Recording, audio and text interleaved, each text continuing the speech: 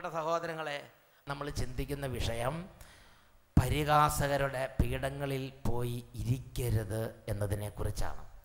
സങ്കീർത്തന പുസ്തകത്തിൽ 1-ാം അധ്യായം 1-ാമത്തെ വാക്യം, ദുഷ്ടരുടെ ഉപദേശം സ്വീകരിക്കുകയോ പാപികളുടെ മാർഗത്തിൽ സഞ്ചരിക്കുകയോ പരിഹാസകരുടെ പീഠങ്ങളിൽ ഇരിക്കുകയോ ചെയ്യാത്തവൻ ഭാഗ്യവാൻ.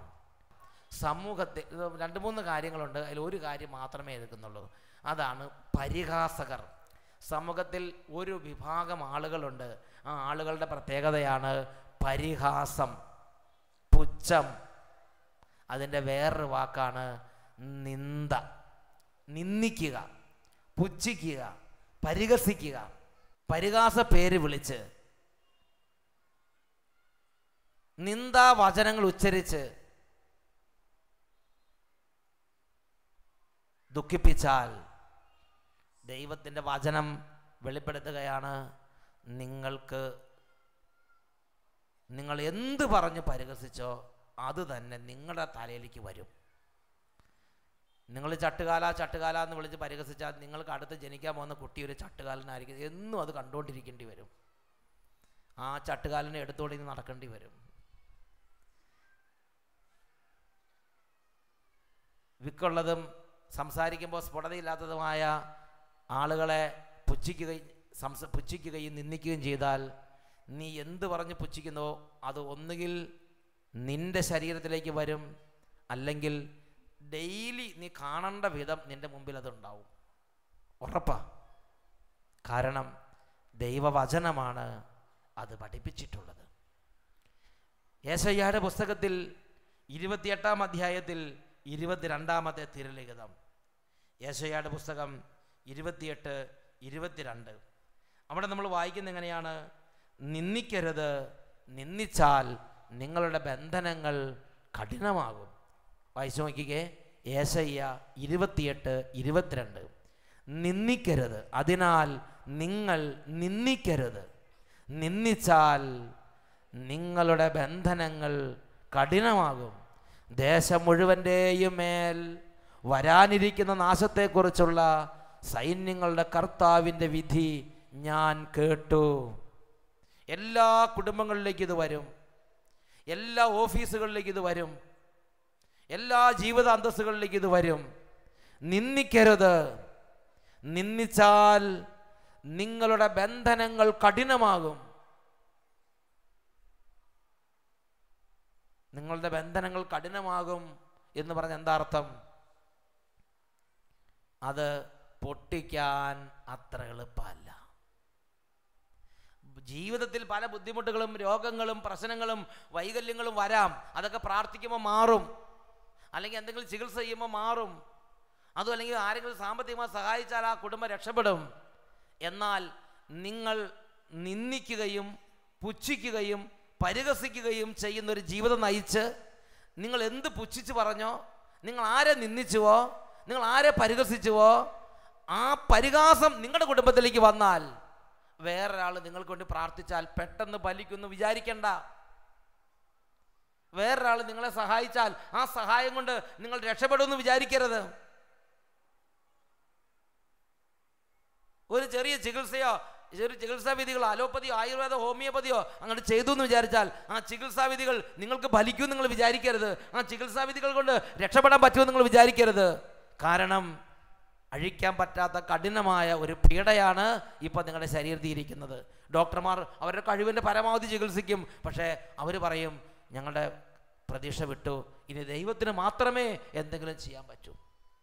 പ്രാർത്ഥിക്കുന്നവർ പരമാവധി പ്രാർത്ഥിക്കും, അവർ പറയും നിങ്ങൾ ദൈവത്തിൽ ആശ്രയിക്കുക. സഹായിക്കുന്നവർ അവരുടെ കഴിവിൻ്റെ പരമാവധി സഹായിക്കും, അവർ പറയും മനുഷ്യന്മാരെ സഹായിച്ച് എവിടം വരെ എത്തും, ദൈവത്തോട് പ്രാർത്ഥിക്കും. നിന്ദിക്കരുത്, നിന്ദിച്ചാൽ നിങ്ങളുടെ ബന്ധനങ്ങൾ കഠിനമാകും. പ്രിയപ്പെട്ട സഹോദരങ്ങളെ, ഇത് ഓരോരുത്തരും മനസ്സിലാക്കണം. എന്നുറക്കെ പറഞ്ഞ് ഹല്ലേലൂയ. ഞാൻ ഓർക്കുന്നുണ്ട്, ഒരു ചേട്ടൻ്റെ ഈ താടിയെല്ല് മുഴുവനും അങ്ങോട്ട് എടുത്തു കളഞ്ഞ്, ക്യാൻസർ വന്നിട്ട് താടിയെല്ല് മുഴുവനും എടുത്തു കളഞ്ഞ്, അങ്ങനെ എടുത്തു കളഞ്ഞ സ്ഥിതിയിലാണ് ഞാൻ കാണാൻ ചെല്ലുന്നത്. ഈ താടിയെല്ല് മുഴുവനും പോയി കഴിഞ്ഞാൽ സംസാരിക്കാൻ പറ്റില്ല. പിന്നെ ഇങ്ങനെ ഒരു പ്രത്യേക ഒരു മുക്കൽ മാത്രമേ വരുള്ളൂ, ഒരു മുക്കൽ കേൾക്കാം. അപ്പോൾ ആ ചേട്ടൻ എന്നെ വിളിച്ച് അടുത്തിരുത്തി. എനിക്ക് വേണ്ടപ്പെട്ട ചേട്ടനാ, നല്ലൊരു ചേട്ടൻ. ആ ചേട്ടൻ എന്നെ വിളിച്ച് അടുത്തിട്ടിട്ട് പറഞ്ഞു, അച്ഛൻ എല്ലാ സ്ഥലത്തും പ്രസംഗിക്കുമ്പോൾ ഇത് പറയണം. എന്താണെന്നറിയോ, ഞാൻ കോളേജിൽ പഠിച്ചിരുന്ന കാലത്ത്, ഞാനൊരു യുവാവായിരുന്ന കാലത്ത് വൈകല്യമുള്ളവർ, സ്ഫുടമായി ഉച്ചരിക്കാത്തവർ ഓരോ സ്ഥലത്ത് എന്തെങ്കിലും പറയണത് കാണുമ്പം ഞാൻ അവരെ കൊഞ്ഞനം കുത്തി പറയുമായിരുന്നു. ഞാൻ അന്ന് യുവാവായിരിക്കുന്ന സമയത്ത്, ഹൈസ്കൂൾ സ്റ്റുഡൻ്റ് ആയിരിക്കുന്ന സമയത്ത് ഞാൻ എങ്ങനെ മറ്റുള്ളവരുടെ പാഴ പിടിക്കുക എന്ന് പറഞ്ഞാൽ അറിയോ? ഇല്ല. കൊഞ്ഞനം കുത്തുക എന്ന് പറഞ്ഞാൽ അറിയോ? ഇല്ല. നിങ്ങൾക്ക് എന്താ പിന്നെ അറിയണത്? ഞാൻ എൻ്റെ ഹൈസ്കൂൾ കാലഘട്ടത്തിൽ, ഞാനൊരു യുവാവായി കോളേജിൽ പഠിച്ചിരുന്ന സമയത്ത് മറ്റുള്ളവരുടെ ചില ഡിഫക്റ്റ് എങ്ങനെ അനുകരിച്ച് അവരെ പുച്ഛിച്ചുവോ, ഞാൻ ഇപ്പം അതുപോലെ ആയിരിക്കുകയാണ്. കാരണം ക്യാൻസർ വന്ന് ആർക്കും സഹായിക്കാൻ പറ്റുന്നില്ല. പലരും പ്രാർത്ഥിച്ച് പല ചികിത്സകളും നടത്തി, അവസാനം താടിയെല്ല് ഈ ഭാഗം മുഴുവനും എടുത്ത് കളയും. താടിയെല്ല് ഇവിടെയാണ് ക്യാൻസർ വന്നിരുന്നത്, അത് മുഴുവൻ എടുത്ത് കളയേണ്ടി വന്നു. അല്ലെങ്കിൽ പിന്നെ ബാക്കി ഇങ്ങോട്ട് തലയോട്ടിലേക്ക് ബാധിച്ച് ബുദ്ധിമുട്ട് വരാതിരിക്കാൻ വേണ്ടി ഈ താടിയെല്ല് മുഴുവൻ, കീഴ്ത്താടിയെല്ല് മുഴുവൻ എടുത്ത് കളഞ്ഞു. എന്നിട്ട് ആ കോളേജ് കാലത്ത് എന്ത് പറഞ്ഞു അതേമാതിരി മുക്കി ആ ചേട്ടൻ ഇരിക്കുകയാണ്. എന്നാലും ചേട്ടൻ എന്നെ ആ ഉള്ള ശക്തി എടുത്ത് എന്നോട് പറഞ്ഞ് മനസ്സിലാക്കി തന്ന്, എഴുതിയും പറഞ്ഞും ഭാര്യയും കൊണ്ട് പറയിപ്പിച്ചൊക്കെ എനിക്ക് മനസ്സിലാക്കി തന്ന്, എന്ത്, ഇനി ആരും പരിഹസിക്കാതിരിക്കാൻ വേണ്ടി ഇത് അച്ഛൻ പഠിപ്പിക്കണം. അതാണ് സുഭാഷിതങ്ങളുടെ പുസ്തകം 9-ാം അധ്യായം 12-ാമത്തെ വാക്യം. നീ വിവേകിയെങ്കിൽ പ്രയോജനം നിനക്ക് തന്നെ. ഇന്ന് നിൻ്റെ അമ്മയ്ക്ക് ചില ബുദ്ധിമുട്ടുണ്ടാകുമ്പോൾ നീ നിൻ്റെ അമ്മേനെ നീ കൊഞ്ഞനം കുത്തിയാൽ, ഇന്ന് നിൻ്റെ അപ്പന് ചില ഡിഫക്റ്റ് ഉണ്ടെന്ന് വിചാരിച്ച് നിൻ്റെ അപ്പനെ നീ കൊഞ്ഞനം കുത്തി കാണിച്ചാൽ, ഇന്ന് നിൻ്റെ സ്കൂളിൽ ചെല്ലുമ്പോൾ നിനക്ക് നിൻ്റെ ഇറച്ചി എല്ലാം കുത്തുന്ന കാലം വന്നപ്പോൾ നിനക്ക് വേറെ അല്ലലും അലട്ടലും അറിയാതെ നീ വളർന്നത് കൊണ്ട് നിനക്ക് കോളേജിലും ക്യാമ്പസുകളിലും ചെല്ലുമ്പോൾ നിനക്ക് പ്രായമുള്ളവരെയും നിന്നേക്കാൾ മുതിർന്നവരെയും അല്ലെങ്കിൽ നിന്നേക്കാൾ കഴിവില്ലാത്തവരെയൊക്കെ നീ പരിഹസിക്കുകയും നിന്ദിക്കുകയും ചെയ്യുന്ന ഒരു ജീവിതത്തിലേക്ക് നീ വീണിട്ടുണ്ടെങ്കിൽ നീ മനസ്സിലാക്കുക, വിവേകിയെങ്കിൽ പ്രയോജനം നിനക്ക് തന്നെ. നീ പരിഹസിച്ചാൽ അത് നീ തന്നെ ചുമക്കേണ്ടി വരും. നീ പരിഹസിച്ചാൽ, നീ എന്ത് കാര്യത്തെക്കുറിച്ചാണോ പരിഹസിക്കുന്നത് അത് നിന്റെ തലയിലേക്ക് തന്നെ നീ കെട്ടിവെക്കണ സമയമാണത്. ഉറപ്പാ. മുതിർന്നവരും സർവരും മനസ്സിലാക്കേണ്ട കാര്യമാണിത്, പ്രിയപ്പെട്ട സഹോദരങ്ങളെ. അതുകൊണ്ട് സങ്കീർത്തന പുസ്തകം 1-ാം അധ്യായത്തിൽ 1-ാം വാക്യത്തിൽ കർത്താവിൻ്റെ വചനം പറയാണ്, പരിഹാസകരുടെ പീഠങ്ങളിൽ പോയി ഇരിക്കാത്തവൻ ഭാഗ്യവാൻ. അവൻ വേറെ ഒന്നും നേടിയില്ലെങ്കിലും കുഴപ്പമില്ല, അവനും അവൻ്റെ മക്കൾക്കും ദോഷം വരുത്തി വച്ചില്ലല്ലോ. പരിഹാസകരുടെ പീഠങ്ങളിൽ നിങ്ങൾ പോയി ഇരിക്കരുത്. ഇന്ന് രാത്രി ഇതിനെക്കുറിച്ച് നമ്മൾ ഗൗരവത്തിലൊന്ന് ചിന്തിക്കാൻ പോവുകയാണ്. പ്രിയപ്പെട്ട സഹോദരങ്ങളെ, നമുക്ക് അല്പം സമ്പത്തായി കഴിയുമ്പോൾ, നമുക്ക് അല്പം പണമായി കഴിയുമ്പോൾ, നമുക്ക് അല്പം ആരോഗ്യമായി കഴിയുമ്പോൾ, നമുക്ക് എല്ലാം ഒന്ന് നമ്മുടെ കൈപ്പിടിയിൽ ഒതുങ്ങി, എനിക്കിപ്പോൾ എല്ലാം ശരിയായി, ഇനി എന്നെ പെട്ടെന്നൊന്നും ആർക്കും ബുദ്ധിമുട്ടിക്കാൻ കഴിയുകയില്ല എന്ന സ്ഥിതിയിൽ എത്തിക്കഴിയുമ്പോൾ പല ആളുകളുടെയും ഒരു സ്വഭാവമാണ് ബലഹീനന്മാരെ പുച്ഛിക്കുക, പലതരത്തിലുള്ള ഡിഫക്റ്റ് ഉള്ളവരെ നിന്ദിക്കുക. പല മേഖലകൾ, നിന്ദയുടെ പല മേഖലയുണ്ട്. ഇന്ന് രാത്രി നമ്മൾ എടുക്കുന്നത് ദൈവിക കാര്യങ്ങളെ നിന്ദിക്കുന്നവരെ കുറിച്ചാണ് എടുക്കുന്നത്.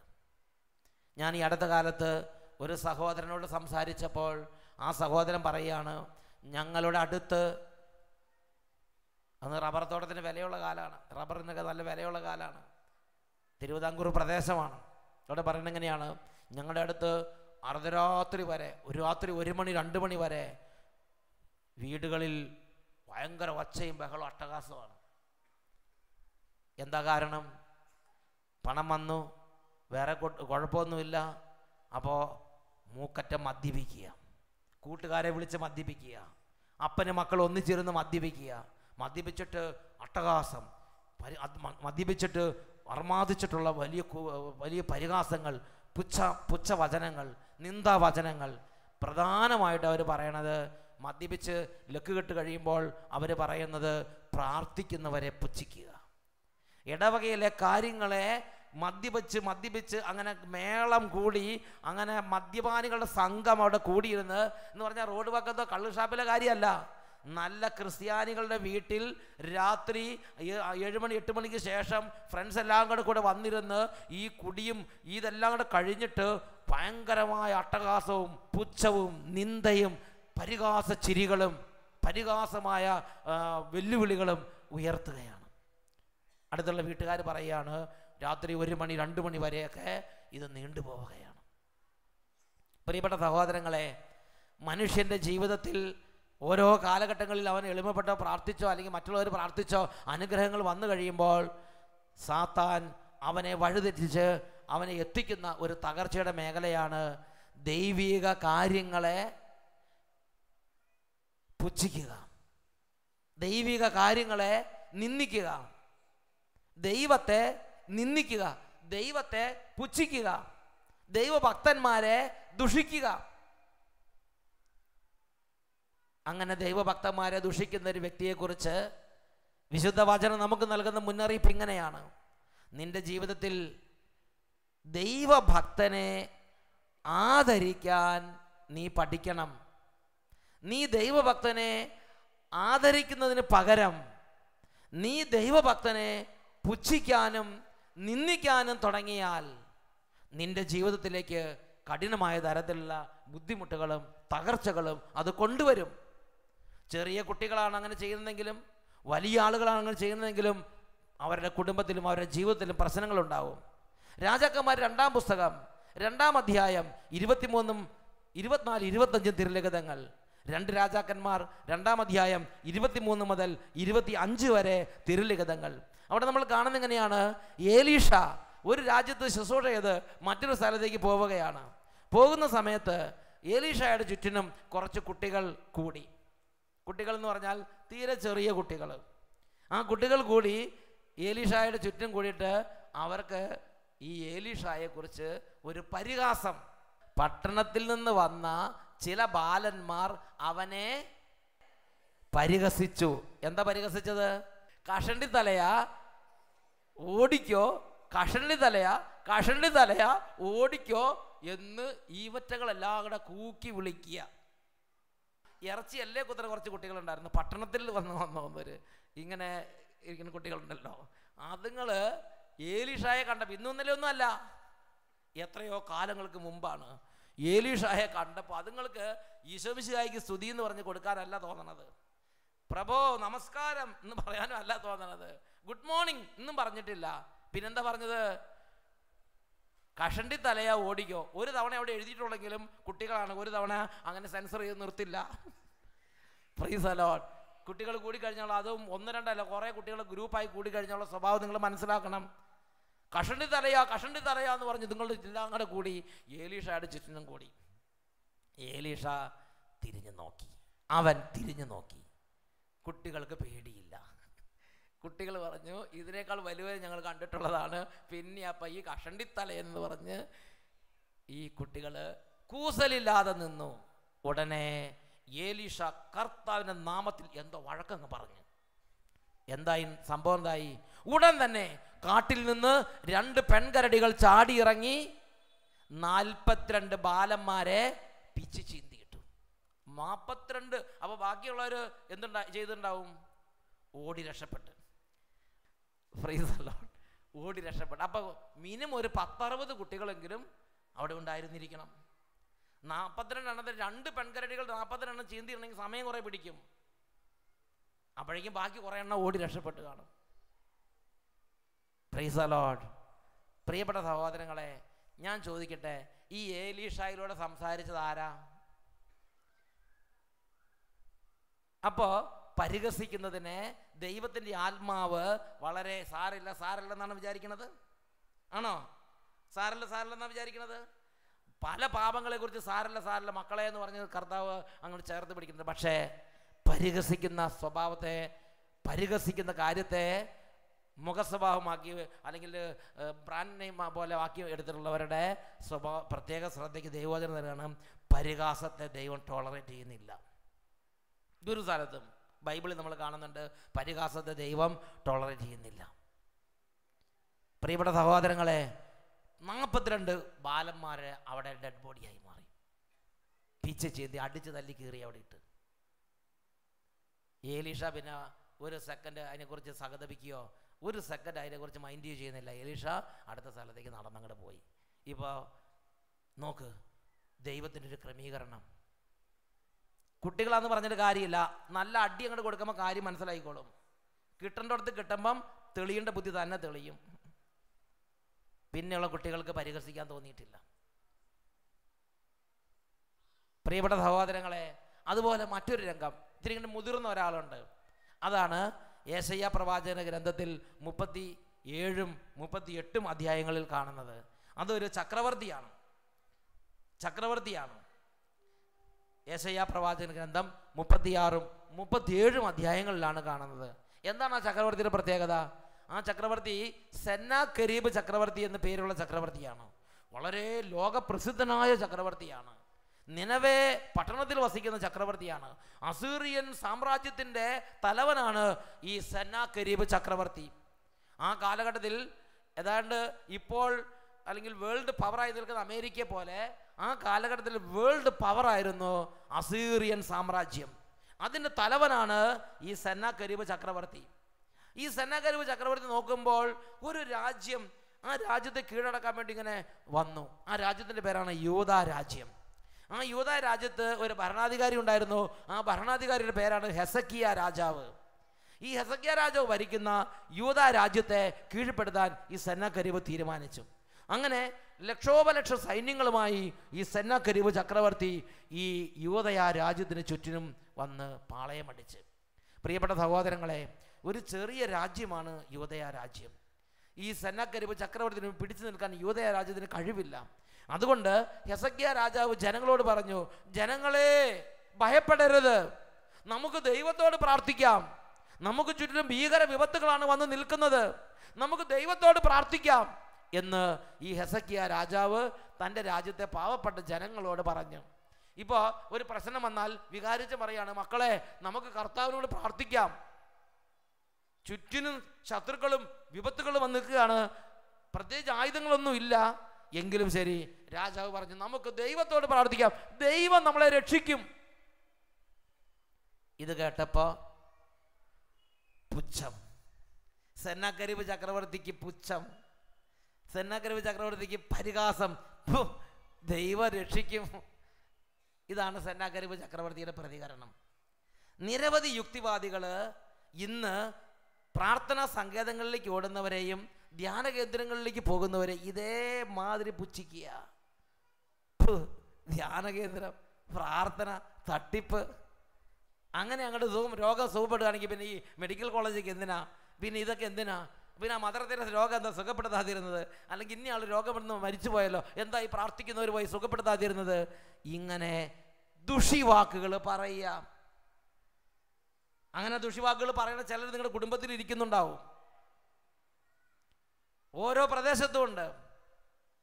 പ്രിയപ്പെട്ട സഹോദരങ്ങളെ, കർത്താവിൻ്റെ ഇടപെടലിന് വേണ്ടി വിശ്വാസം ഹെസക്കിയ പറഞ്ഞു. ദൈവമക്കളെ, നമുക്ക് പ്രാർത്ഥിക്കാം.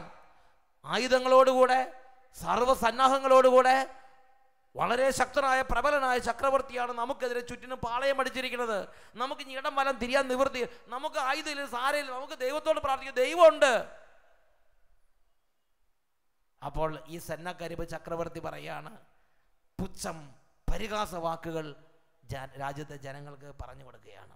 അതാണ് യെശയ്യാ 36-ാം അധ്യായം, അതിൽ 14, 15 തിരുലിഖിതങ്ങൾ. അവിടെ നമ്മൾ വായിക്കുന്ന എങ്ങനെയാണ്? രാജാവ് പറഞ്ഞു, ഹെസക്കിയ നിങ്ങളെ വഞ്ചിക്കാതിരിക്കട്ടെ, നിങ്ങളെ രക്ഷിക്കാൻ അവന് കഴിവില്ല. നിശ്ചയമായും കർത്താവ് നമ്മെ രക്ഷിക്കും, ഈ നഗരം അസീറിയ രാജാവിൻ്റെ പിടിയിൽ അമരുകയില്ല എന്ന് പറഞ്ഞ് കർത്താവിൽ ആശ്രയിക്കാൻ ഹെസക്കിയ നിങ്ങൾക്ക് ഇടയാക്കാതിരിക്കട്ടെ. നിങ്ങൾ ഹെസക്കിയായുടെ വാക്ക് ശ്രദ്ധിക്കരുത്. ഇതാണ് സെന്നാകെരീബ് ഈ യൂദയായിലെ രാജ്യത്തെ ജനങ്ങളോട് പറയണത്.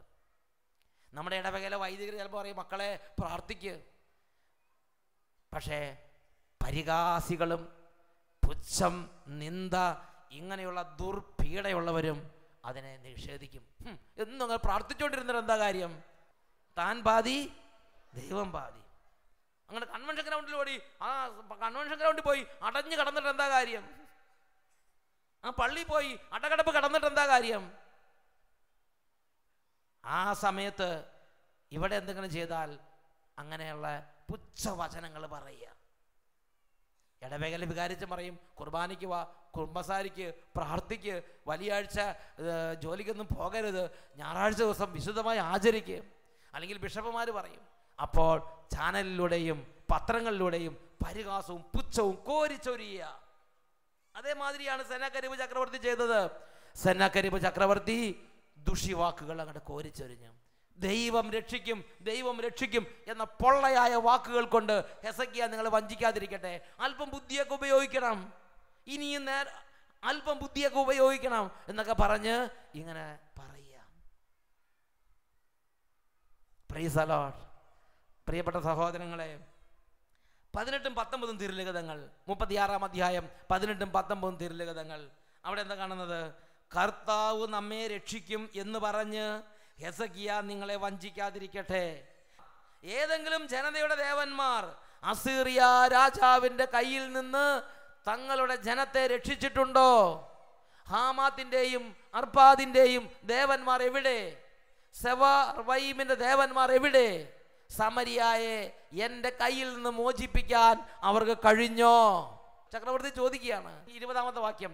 ഈ രാജ്യങ്ങളിലെ ദേവന്മാർക്ക് അവരെ രക്ഷിക്കാൻ സാധിച്ചിട്ടില്ലെങ്കിൽ പിന്നെ എങ്ങനെ ജെറുസലേമിനെ എൻ്റെ കയ്യിൽ നിന്ന് കർത്താവ് രക്ഷിക്കും എന്ന് വിചാരിക്കാൻ പറ്റും? അതുകൊണ്ട് ജനങ്ങളെ, നിങ്ങൾ വെറുതെ പൊള്ളയായ അന്ധവിശ്വാസമൊന്നും വിശ്വസിക്കരുത്. നിങ്ങൾ ബുദ്ധിയുള്ളവരാണ്, നിങ്ങൾ ആലോചിച്ചിട്ട് വേഗമെന്ന് കീഴടങ്ങുക. ഈ വിധത്തിലാണ് സെന്നാകെരീബ് ചക്രവർത്തി ജനങ്ങളോട് ദൂത് കൊടുക്കുന്നത്. ഹെസക്കിയ രാജാവ് പറഞ്ഞു, മക്കളെ നിങ്ങൾ വിഷമിക്കരുത്, നിങ്ങൾ ചഞ്ചലചിത്തരാകരുത്, കർത്താവിനെ ആശ്രയിക്കാം, കർത്താവ് നമ്മുടെ പ്രാർത്ഥന കേൾക്കും, നമ്മളെ സഹായിക്കും. ഇപ്പം നിങ്ങളുടെ വീട്ടിൽ ക്യാൻസർ വന്നു, അല്ലെങ്കിൽ നിങ്ങളുടെ വീട്ടിൽ പല അനർത്ഥങ്ങൾ വന്നു, രോഗങ്ങൾ വന്നു. കുടുംബത്തിൽ ചിലർ പറയും, നമുക്ക് പ്രാർത്ഥിക്കാം, നമുക്ക് ധ്യാനത്തിന് പോകാം, നമുക്ക് പള്ളിയിലേക്ക് പോകാം, നമുക്ക് തീർത്ഥാടനത്തിന് പോകാം. അങ്ങനെ ധ്യാനത്തിന് പോയി, പള്ളിയിലേക്ക് പോയി, തീർത്ഥാടനത്തിന് പോയി, കുറേ പ്രാർത്ഥിച്ചു, കുറേ ധ്യാനിച്ചു, എന്നിട്ട് മാറിയില്ലെങ്കിൽ പുച്ഛവും പരിഹാസവും അവിടെ ആരംഭിക്കും. ഒരു കൂട്ടര് പോയി, എന്തുണ്ടായി? ഇത്രയും കാലം പള്ളിയിൽ പോയി, ഇത്രയും കാലം പ്രാർത്ഥിച്ചു, ധ്യാനകേന്ദ്രത്തിൽ പോയി, അടകടപ്പ് കടന്നു, പള്ളിയിൽ പോയി, പള്ളിയിൽ നിന്ന് ഇറങ്ങാൻ നേരം ഉണ്ടായില്ല, എന്നിട്ട് എന്തായി ഇപ്പൊ വീട്ടില്? ഇങ്ങനെ പുച്ഛം പുച്ഛം, അഗ്നിപർവ്വതം പൊട്ടി ലാവ ഒഴുകണ മാതിരി പുച്ഛം, ലാവ പോലെ ഒഴുകുന്ന വായ ഉള്ളവര് വീട്ടിലുണ്ടാവും, നാട്ടിലുണ്ടാവും, ചാനലുകളിലുണ്ടാവും, ഓരോ വേദിയിലും ഉണ്ടാവും, ഓരോ ജീവിതാന്തസ്സിലും ഉണ്ടാവും. പ്രിയപ്പെട്ട സഹോദരൻ, അങ്ങനത്തെ ഒരു മനുഷ്യനാണ് സെന്നാകെരീബ്. സെന്നാകെരീബ് പുച്ഛം അങ്ങോട്ട് ഒഴുകുകയാണ്. പ്രവർത്തിക്കുന്ന മനുഷ്യൻ്റെ നടപടികളെയാണ് അവന് ഭയങ്കരമായ വെറുപ്പ്.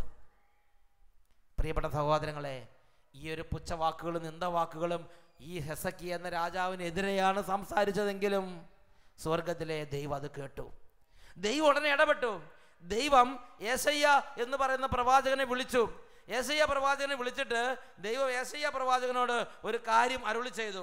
യേശയ്യ പ്രവാചകൻ പറഞ്ഞു, യേശയ്യ, ഭൂമിയിൽ അവിടെ സെന്നാകെരീബ് ചില കാര്യങ്ങൾ സംസാരിക്കുന്നത് എൻ്റെ ശ്രദ്ധപ്പെട്ടിട്ടുണ്ട്. നീ ഉടനെ ചെന്ന് എൻ്റെ ദൂത് സെന്നാകെരീബ് ചക്രവർത്തി അറിയിക്കുക. യേശയ്യക്ക് ഇടം വരെ നോട്ടയില്ലാത്ത ആളാ. നേരെ യേശയ്യ സെന്നാകെരീബ് ചക്രവർത്തിയുടെ മുമ്പിലേക്ക് അങ്ങോട്ട് ചെന്നു. എന്നിട്ട് ദൈവത്തിൻ്റെ ദൂത് സെന്നാകെരീബ് ചക്രവർത്തിയെ യേശയ്യ അറിയിച്ചു. അതാണ് യേശയ്യയുടെ പുസ്തകം 37-ാം അധ്യായം 28ഉം 29ഉം തിരുലിഖിതം. അവിടെ വായിക്കുന്നത് ഇങ്ങനെയാണ്: നിന്റെ പ്രവൃത്തികളും വ്യാപാരങ്ങളും ഞാൻ അറിയുന്നു. നീ എന്നോട് കോപിക്കുകയും നിന്റെ അഹങ്കാരം ഞാൻ അറിയുകയും ചെയ്തതുകൊണ്ട് ഞാൻ എൻ്റെ കൊളുത്ത് നിന്റെ മൂക്കിലും എൻ്റെ കടിഞ്ഞാൺ നിന്റെ വായിലും ഇട്ട് നീ വന്ന വഴിക്ക് തന്നെ ഞാൻ നിന്നെ തിരികെ കൊണ്ടുപോകും.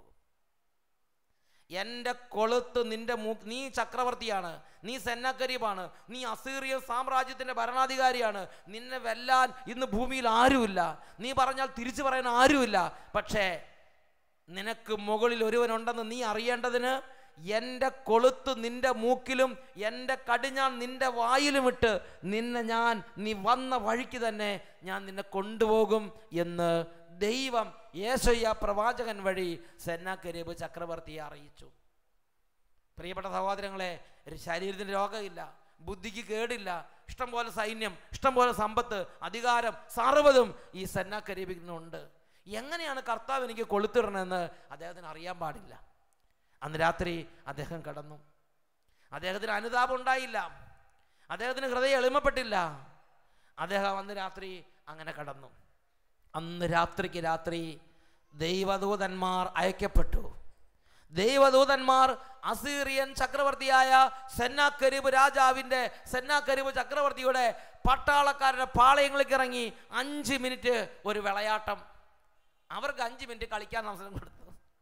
ദൂതന്മാർ 5 മിനിറ്റ് സെന്നാകെരീബ് ചക്രവർത്തിയുടെ പട്ടാളക്കാരുടെ പാളയങ്ങളിൽ ഒരു വിളയാട്ടം. നേരം വെളുത്ത് നോക്കുമ്പോൾ 1,85,000 പട്ടാളക്കാര് വിറങ്ങലിച്ച് വടിയായി ശവപ്പെട്ടി വെക്കാൻ പറ്റാത്ത വിധത്തിൽ ഇങ്ങനെ കിടപ്പുണ്ട്. കയ്യും കാലും ഒന്ന് ഒതുക്കിയിട്ടുണ്ട് ശവപ്പെട്ടിയിലേക്ക് വെക്കാനായിട്ട്. ഇതിങ്ങനെ കിടക്കുക.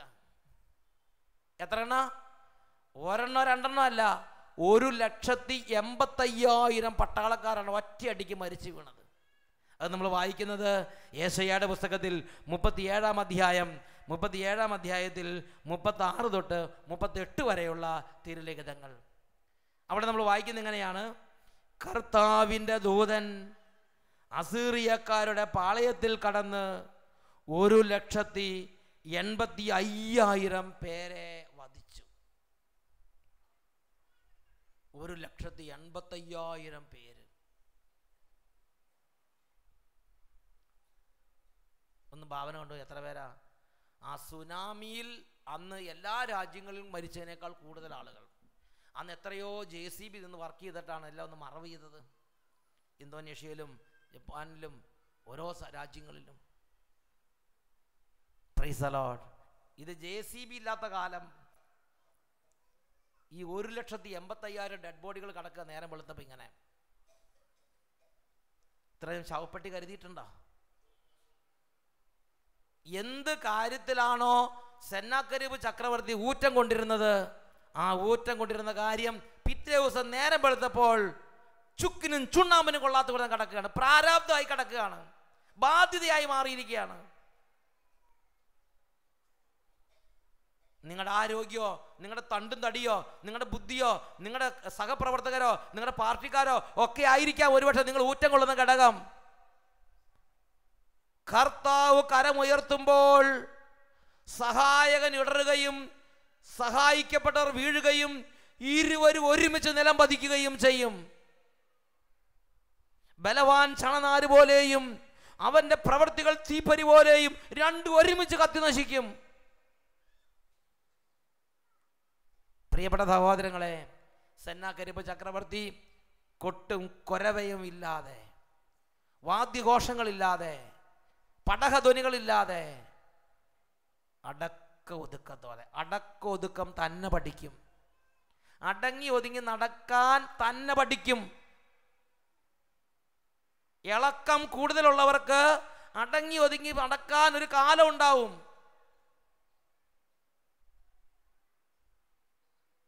പ്രിയപ്പെട്ട സഹോദരങ്ങളെ, അടങ്ങി ഒതുങ്ങി സെന്നാകെരീബ് ചക്രവർത്തി സ്വന്തം രാജ്യമായ അസീറിയയിലേക്ക് പോയി.